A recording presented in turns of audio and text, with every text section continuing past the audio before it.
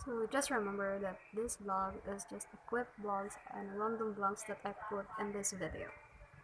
Just reminding you guys. Bye.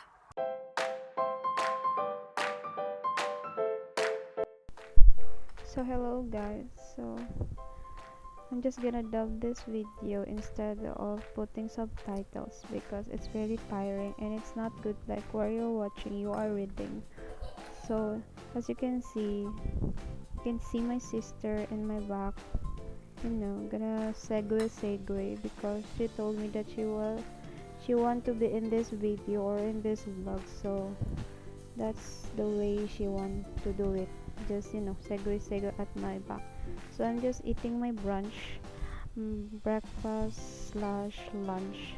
It's just pepino, egg and kangkong and normal rice, so I don't have my corn rice na. But when I'm eating a normal rice, it's very mabigat to the chan. I have a low metabolism, so that is why the reason I only eat twice sometimes. So eat. Yan, sige, go girl. Ubusin mo yung pipino, girl. Kain lang ng kain. So, yeah.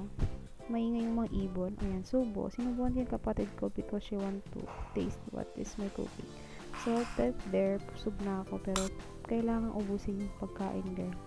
1 cup lang naman yung rice ko, pero bakit hindi ko maubos? Siguro marami akong gulay.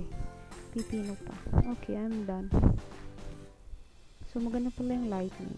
So, kumain muna kami ng junk foods. Kasi kanina niya pa ako kinukulit. Like, she want to eat the potato chips na nakatago sa aking aparador.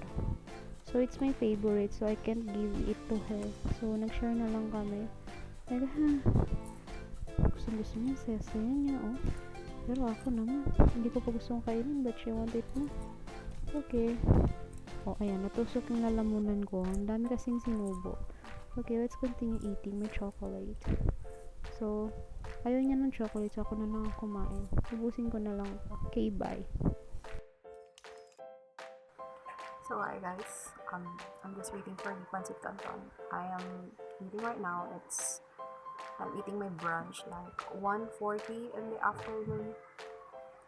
Yeah, I have my sleep for 3 hours.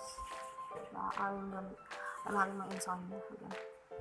So I am in the middle of the eating, in the middle of my eating when Tita's gonna cook pancit canton. Because I think I have upset stomach. Yeah. I'm feeling because I don't have sleep. This is the phase of a stressed state. Hiding from the curtain. So, this is a flashback before I vlog my eating process. When my another sister is eating my food. She's hungry, but I don't know why don't she eat na. Abnormal lang. So, let's continue. So, I'm eating a normal rice.